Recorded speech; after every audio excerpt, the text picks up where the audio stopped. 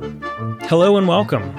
You found the Social Work Podcast. My name's Jonathan Singer, and I'll be your host as we explore all things social work.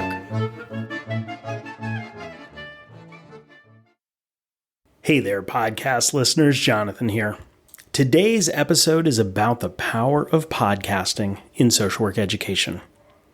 I'll never forget being at the annual Council on Social Work Education conference several years ago when a professor from another university came up to me and said, "Hey, thank you so much for your podcast. Because of you, I can attend this conference and know that my students are still getting an excellent lecture." Now, you could think of this as being an unpaid substitute teacher, but I like to think of it as achieving one of the goals I set when I started the podcast back in January 22nd, 2007, to provide high-quality content for people on the go. Now, when I published that first episode, I didn't imagine that the person on the go would be a professor. But then again, there were a lot of things I didn't imagine in 2007 that have come true today. And speaking of today, I'm really excited to have Shimon Cohen, founder and host of the Doin The Work podcast, Frontline of Social Change, as my guest. Shimon is a clinical social worker, advocate, educator, and podcaster. His podcast has been highlighted as a resource by the Council on Social Work Education. And in the fall of 2020, we talked about writing an article that outlines some of the benefits of podcasting for educators and students, and to give some tips for social workers who wanted to start their own podcast. Now, lucky for us, Linda Grobman, editor of New Social Worker magazine, agreed to publish the article. And we thought, hey, let's record an audio version of the article and publish it as a podcast. So very meta. So, in today's episode, Shimon and I read through the article, taking a few detours along the way to explain what's on the written page. Shimon was in Florida, and I was in Connecticut, and I don't think either of us had read our article out loud before recording.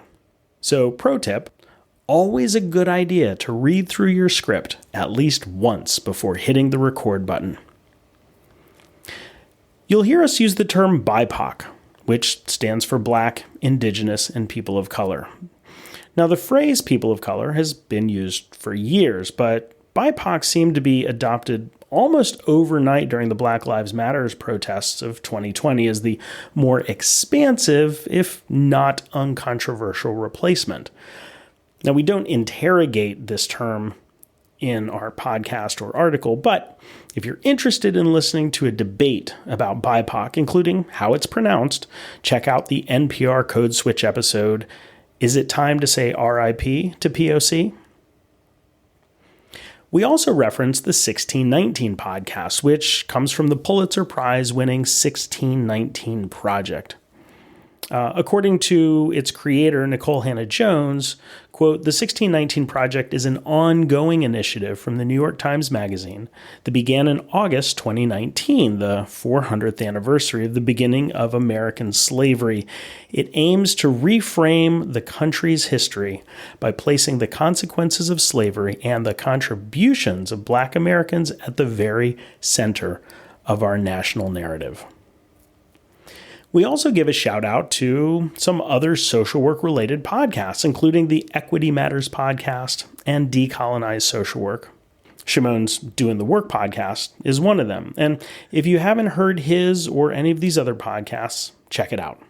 In the past few years, this is the part of the introduction where I thank people for transcribing podcast episodes and invite you to volunteer to transcribe today's. But we flip that on its head with this episode. So if you want to read the transcript of today's show, check out our article at the New Social Worker magazine website at socialworker.com.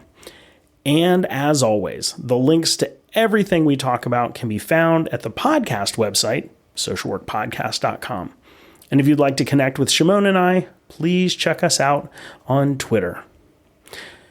Now, without further ado, on to episode 129 of the Social Work Podcast, The Power of Podcasting in Social Work Education. All right, so it's recording. Okay, let's do this. So in 2019, there were over 30 podcasts created by and for social workers. And these podcasts are an incredibly rich and valuable resource for educators and students. They offer a different way to engage students in learning, are readily available on numerous platforms, provide an educational listening experience while commuting, and are often free. Now, in this article, which we're recording as a podcast, we're going to offer tips for educators on how to utilize podcasts as teaching and assessment tools, and tips for students about using podcasts as their own educational tools.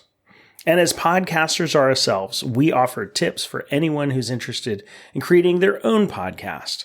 We've chosen case examples that highlight issues of equity, diversity, and inclusion as a way of pointing out the transformative nature of podcasting.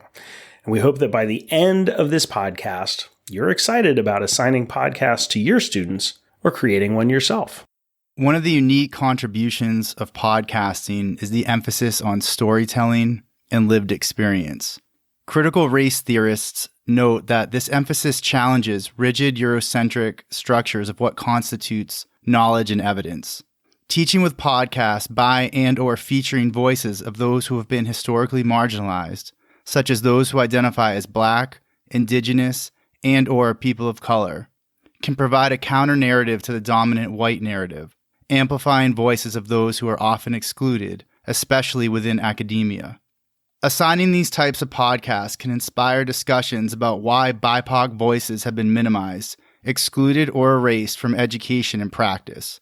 Having students create their own digital stories honors traditions that value oral traditions over written narratives and gives them the opportunity to practice telling their stories. Accessibility. Podcasting is accessible to anyone with a recording device and an internet connection. It challenges structural barriers of publishing journal articles and textbooks, and podcasts are often more accessible due to not being behind paywalls or subscriptions.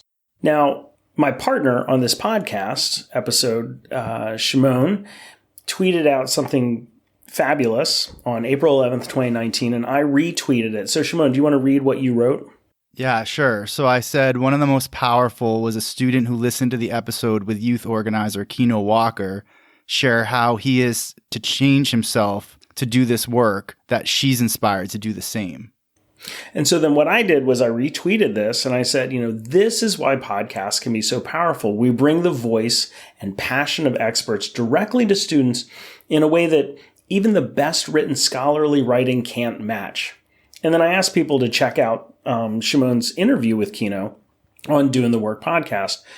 And tweeting this out was a way of both marking what the power of podcasting is in terms of being outside of the paywall, but also letting folks know about this really valuable resource that Shimon has created with his podcast episode.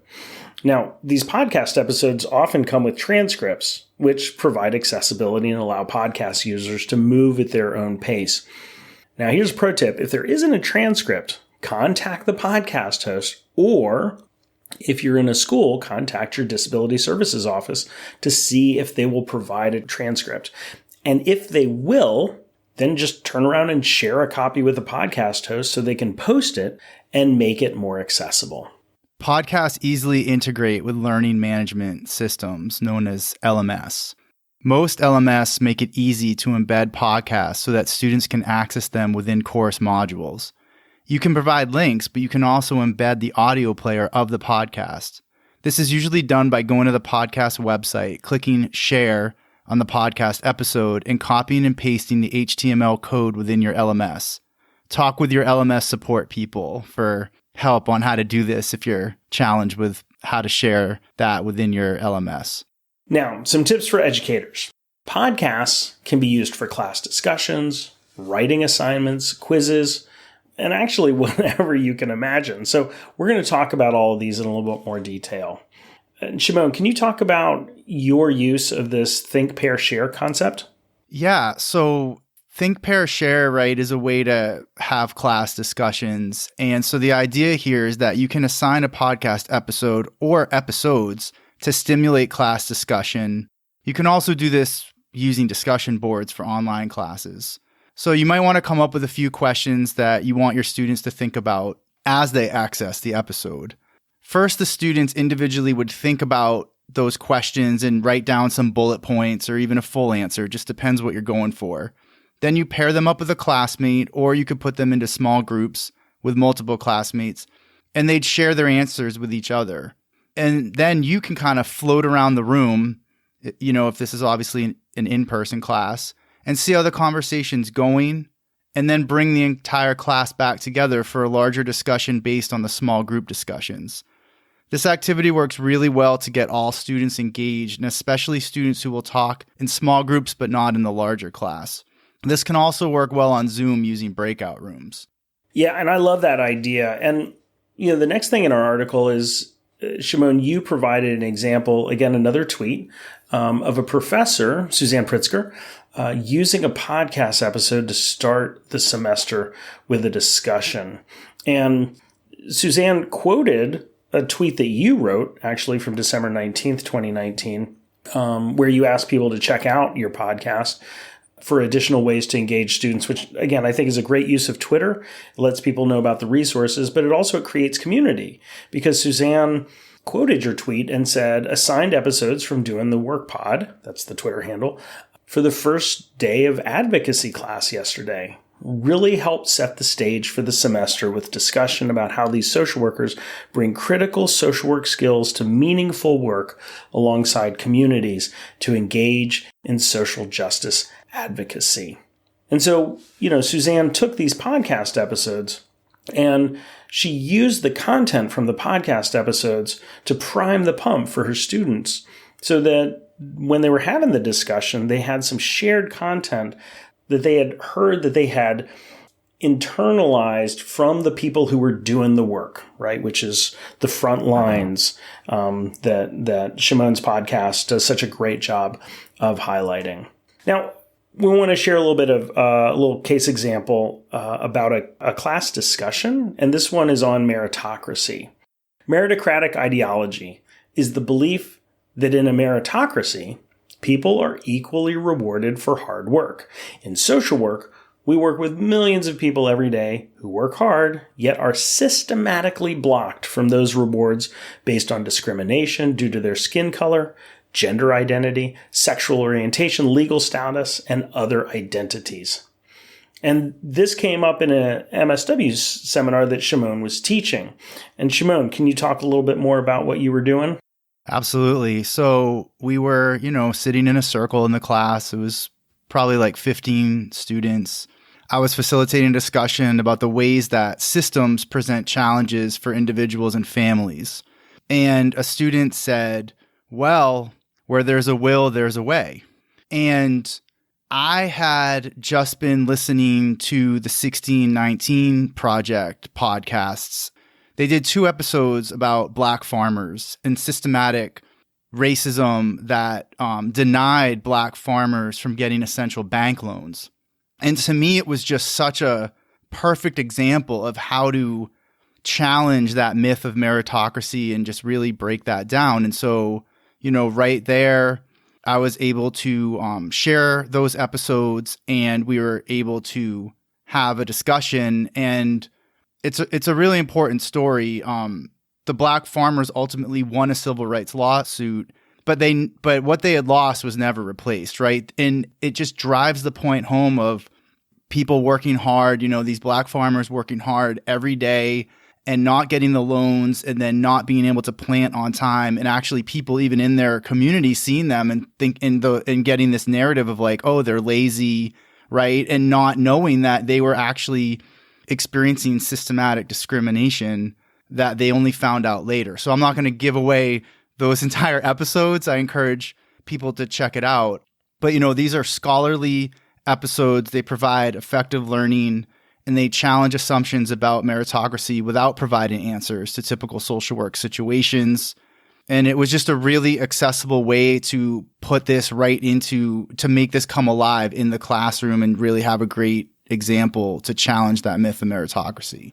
Yeah, and I think that those are great. And by the way, I've heard those episodes, and they're really powerful, and they share an important story that we often don't think about, which is the ways that, especially in banking, there are both individual actors and systems at play that create systematic barriers for, in this case, Black farmers, but as we mentioned, people with a variety of identities in the United States, typically those who are not white, male, heterosexual, able-bodied, and cisgender.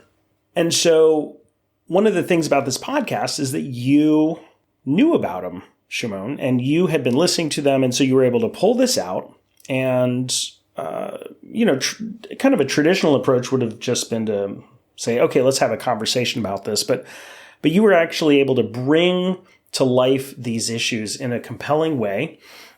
And you could have used any of the techniques that you knew as an educator, right? We talked about think, pair, share, right? So you could have used that episode using think, pair, share, or other techniques, chorus of voices, which is a Stephen Brookfield technique, or any of those. And some of the questions that you could use in this discussion are, does hard work always equal success? What are some reasons it might not? How does this example apply to social work? How does the belief in meritocracy impact social policy?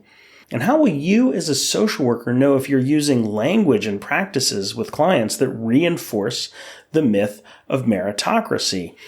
And this last piece is important because the comment that the student made that kicked this all off, where there's a will, there's a way, is kind of like the bumper sticker for meritocratic ideology, right? It is that idea that if you really want something as an individual, you can get it.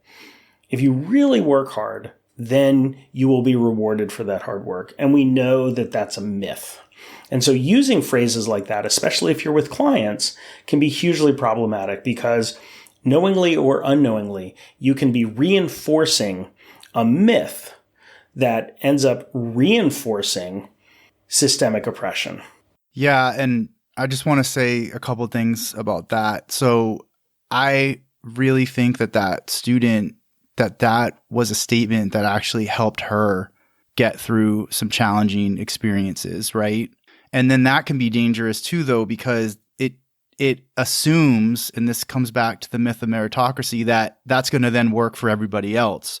So part of why those episodes are so powerful on the 1619 podcast about the Black farmers is Mr. June Provost, who's telling the story of how he eventually lost his farm. He's talking about watching his cousin losing his farm, but not knowing that he was getting denied these loans, the cousin. And he even was questioning his cousin's work ethic. And it wasn't until he started experiencing it himself and then learning that this was happening to many, many, many Black farmers that he began to put it all together. So, the flip side to this myth of meritocracy is that, like in social work, where it really comes up too, right, is people get labeled as lazy and people get their work ethic gets challenged when they're being systematically discriminated against. Yeah, and I've seen this in peer support groups where you have peers reinforcing some of these myths, and they see something in somebody else that's going through the same thing that they're going through, and they'll say things like, "Well, you're not working hard enough. If you just work hard enough, then you'll get your kids back. You're not working the program. You're not doing this," and it really focuses on the individual. So the point that I'm taking from what you're saying, and it's an important one, which is that, white supremacy and sort of hegemonic ideologies are so destructive because they are pervasive. It's not just white people who buy into them. It's not just sort of whatever the dominant group is in a setting that is reinforcing those ideas. It is everyone, unless you have a critical consciousness about what's happening. And so these things are really, really important to reinforce as kind of fundamental baseline ideas in social work education. And I love, Shimon, how you use this podcast as a way to highlight it and get this as a conversation piece. And as you mentioned, sort of to use affective learning, right? To bring it up in an emotional space so that it's not just this intellectual idea, which is a tough thing sometimes to get around. Yeah, absolutely. So let's talk about writing assignments, right? Because writing assignments are a standard tool in the social work educator's toolbox. And, some of the good things about writing assignments, they train students on technical writing. It makes it easy for educators to evaluate critical thinking. And we also use it to explore the relationship between the person and environment. And for years, educators have assigned novels, autobiographies, and novel-like nonfiction to provide shared content and inspire students to think about new concepts. And podcast episodes provide all of these in a relatively short amount of time. Shimon, can you talk about the reflective essays? Absolutely. So one idea for a writing assignment would be reflective essays. So you could use episodes from a variety of podcasts. Doing the Work has episodes focused on equity, diversity, and inclusion, featuring social workers talking about their frontline experience. And these episodes are really windows into what real world social work looks like from the people who are doing the work. And they're ideal for BSW students and MSW students with no prior social service experience, as well as those with experience looking to expand their analysis. So these could be assigned as where you would ask students to reflect on what the work entails, how they understand it differently after hearing the episode, and what justice issues are highlighted for them. And you can also use them for position papers, right? So the Equity Matters podcast tackles issues of equity and social justice by interviewing people outside of social work. And I got to say, I love JB3 and what he's doing with this. So students can take the topics addressed in the podcast, such as closing the digital divide, and take a position on how and why it should or should not be a focus in social work. And depending on the class, the position paper could focus more on micro, meso, or macro topics. And this idea of these position papers is, again, a long-standing tradition. There are even books that have point counterpoints. But being able to pull out a podcast episode makes it immediate. It brings the expert's voice into the person's ear, right? The student's ear. And it's a new way of learning about this. And we're talking about the Equity Matters podcast, but lots of folks, give it props. We have some tweets in the paper. Christopher Scott recommending the Equity Matters podcast, and Monica seconding it. And if you go onto Twitter and you look up at it's JB3, THREE, you can find his Twitter feed and learn more about the podcast. Yeah, what he's doing, what James is doing with that podcast is just absolutely phenomenal. And I've learned so much from listening to those episodes. And the last type is research papers. And any scholar knows that it's a different experience reading a journal article written by somebody that you know versus somebody you don't know. Like when I read a peer-reviewed journal article that's been written by one of my colleagues, I can hear their voice when I'm reading the paper. I know something about the context. And podcast consumers often describe podcasts as intimate because of the direct connection between the listener and the guest. Podcast interviews with researchers can make the researcher and the research more real and less sterile. And my podcast, the Social Work Podcast, and the University of Buffalo's School of Social Work podcast called the In Social Work Podcast, we've interviewed dozens of researchers. One of the issues that's been prominent in the news media in the last year, especially after the Congressional Black Caucus report, is this topic of suicide in Black Americans. Now, in 2010, I interviewed Sean Joe, who's a professor at the Brown School at the time. He was at the University of Michigan. But I interviewed Sean about the issue of suicide among Black Americans. And, we talked about a variety of issues, but we also got to the core question about, like, why is this an important issue for everyone to know about? And why should people care about suicide among Black Americans? Now, that was a decade ago, and, the Congressional Black Caucus released this report. There's been data analysis that's happened in the last couple of years showing that suicide rates amongst Black youth are increasing, that the only group of youth by race or ethnicity that's seen an increase in suicide ideation or attempt over the past 25 years has been Black youth. And so the data has caught up to some of the stuff that Sean was talking about. So in addition to the traditional lit review, assigning this episode would provide students with an engaging entree to some of the conceptual issues that they need to cover in any paper looking at suicide among Black Americans. So we've got a case example that folks can use on a reflective paper on white supremacy in social work. So let's say you want students to think about racism within social work, specifically the term white supremacy and what it means within social work. You could assign the Doin The Work episode, White Supremacy in Social Work, with guests Charla Cannon-Yearwood and Laura Hogue, and you could ask students to write about the following questions. Before listening to the episode, what do you think and feel when you see the title of the podcast episode? What does white supremacy mean? How does white supremacy show up in social work? What are your thoughts and feelings about the title of the episode after listening? And this is really important because people have certain connotations about that term, right? Primarily, when we hear white supremacy, we often think of the KKK and neo-Nazis. And this is about that fundamental belief of white people being superior and how it permeates all aspects of life in the United States, but especially what that means within social work. So then we've got a tweet from Anna Hayward who said, "Love reading my first year MSW students' responses to Doin The Work episode on white supremacy and social work. They went from skeptical, defensive about the title to really digging deep and thinking differently."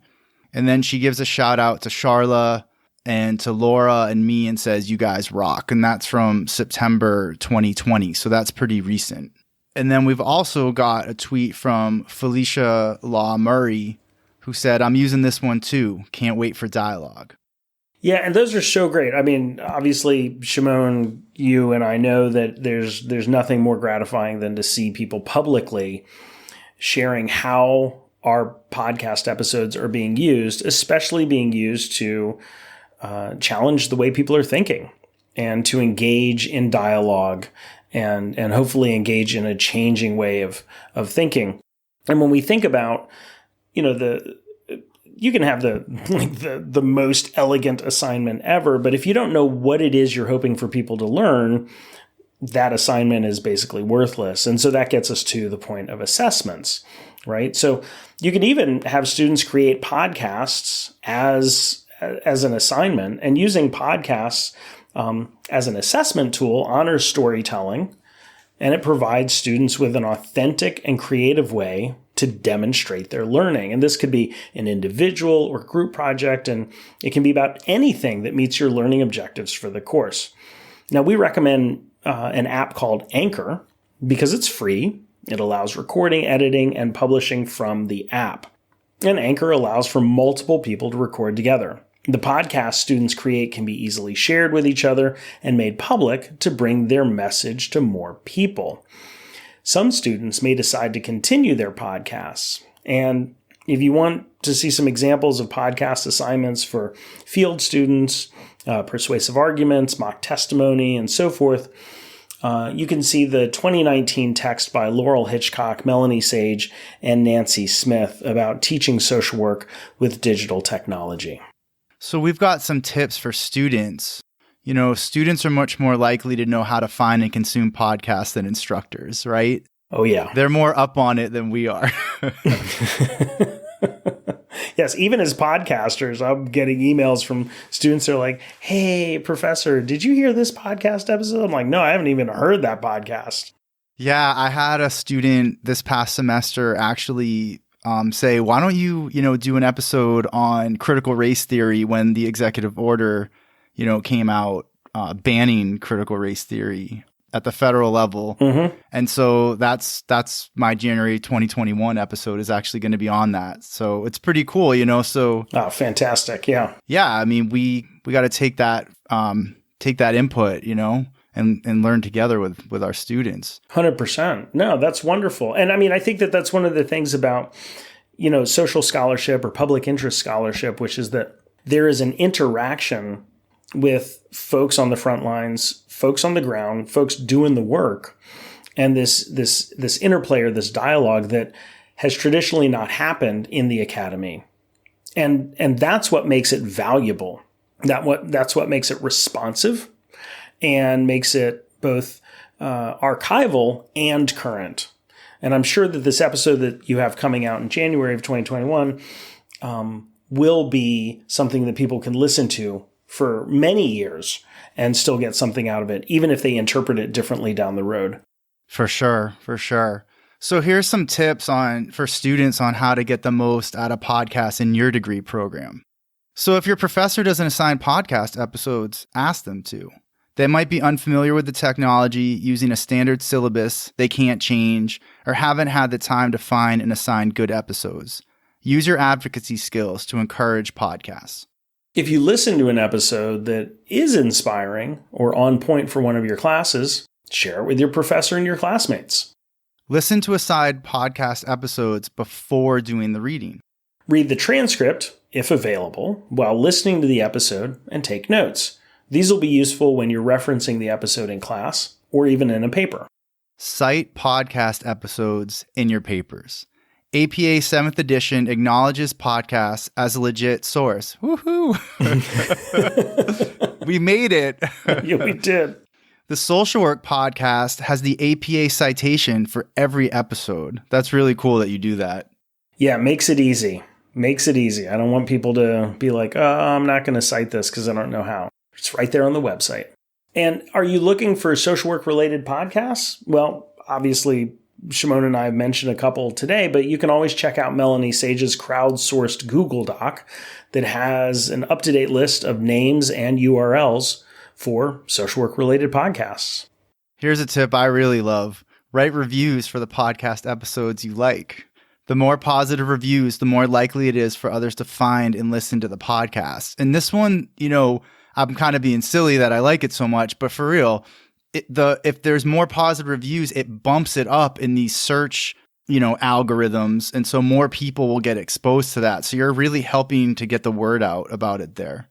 Yeah. And the other thing about writing reviews for podcasts that you like and rating them is that, the good old days of podcasting when it was a bunch of amateurs is gone, right? These days podcasts have, budgets, and people are buying advertising and they're buying positions on Google searches. And so having these organic reviews and ratings really does make a difference, because it's the only way that podcasts that don't have big marketing budgets can compete with the podcast episodes that are coming out of NPR and This American Life and the New York Times and all of these places that are actual media conglomerates that know how to market and position these. So absolutely write reviews for the podcast episodes you like.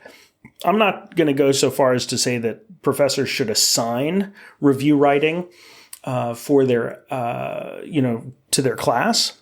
I wouldn't be opposed if somebody did that. I have never done it, but it might be a nice way to get some bumps on some really particularly excellent episodes. And then I guess the last thing that Shimon and I 100% believe is that if you have something to say that no one else is saying, start a podcast. There are lots of resources out there for how to start a podcast. There's one at thepodcasthost.com on how to start a podcast.